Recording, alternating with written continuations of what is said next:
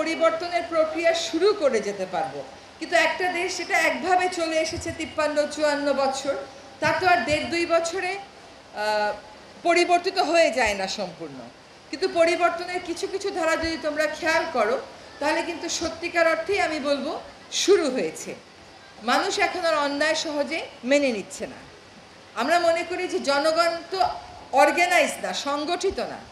আমরা যারা অন্যায় করব আমরা তো সংগঠিত, কিন্তু জনগণ কিন্তু বিভিন্ন জায়গায় সংগঠিত হয়ে হয়ে স্বতঃস্ফূর্তভাবেই সংগঠিত হচ্ছে এবং প্রতিবাদের ভাষা দিয়ে জানিয়ে দিচ্ছে যে এই ধরনের অপশাসনের কোনো চেষ্টা তারা মেনে নেবে না।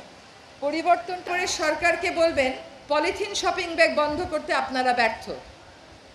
একটা দেশের সরকার তখনই ব্যর্থ হয় যখন জনগণও ব্যর্থ হয়ে যায়, আর সরকারের ব্যর্থতা জনগণেরও ব্যর্থতা, জনগণের ব্যর্থতাও সরকারের ব্যর্থতা।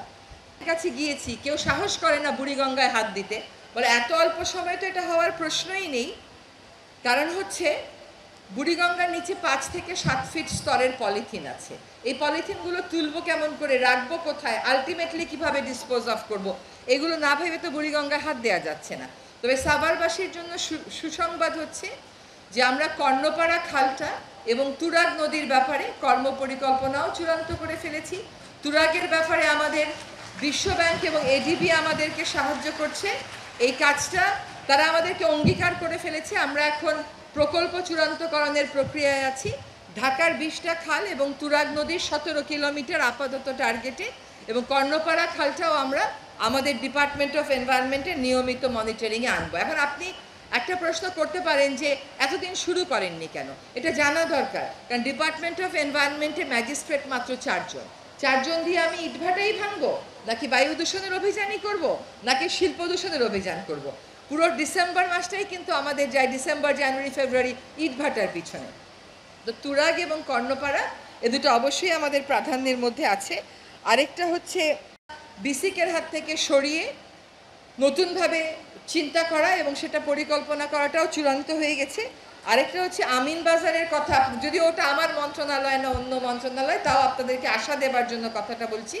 আরেকটা হচ্ছে আমিন বাজার, এইখানে সমস্যাটা এতই গভীরে যে রাতারাতি এটা সমস্যার সমাধান সম্ভব না। কিন্তু তারপরেও আমরা চীন, সাউথ কোরিয়া, জাপান 3 জনের সাথেই কথা বলে যাচ্ছি। আমি দুঃখিত, চীন এবং সাউথ কোরিয়ার সাথে কথা বলা হচ্ছে সিটি কর্পোরেশনের পর্যায় থেকে, যে এই বর্জ্যগুলোকে আমরা কিভাবে এখান থেকে সরিয়ে কি পদ্ধতিতে একেবারে শেষ করতে পারি, আর এখন থেকে বর্জ্য ব্যবস্থাপনা কিভাবে আমরা করব। কিন্তু সেই প্রক্রিয়াও দেখেন 1.5 বছর 1 বছরের আগে পুরো জিনিসটা নানান রকম ক্লিয়ারেন্স যদি আমরা দৌড়িয়েও চলি তাহলেও পাওয়া সম্ভব হবে না। তবে আমিন বাজার এবং ট্যানারি এই দুটোই সরকারের সংশ্লিষ্ট সংস্থাগুলোর কর্মপরিকল্পনার মধ্যে আছে। শেষ কথাটা আমার বিভাগ থেকে আমি একটু বলে যাই। সাভার থেকে যে ইটভাটাগুলো সাভারে জ্বলে, সাভার এবং ধামরাইতে, এগুলো ঢাকার বাতাসকে মারাত্মক দূষিত করছে। কারণ এগুলো কয়েকটা মাসে শীতকালে বিশেষ করে ঢাকার দিকেই প্রবাহিত হয়। এই ইটভাটাগুলোকে চালু রেখে আসলে ঢাকার বায়ু দূষণ নিয়ন্ত্রণকে আমি বলছি, সেখান থেকে আমাদেরকে অবশ্যই পরিবর্তনের দিকে যেতে হবে। এখন এই পরিবর্তনটা কার হাত ধরে হবে এটা জরুরি।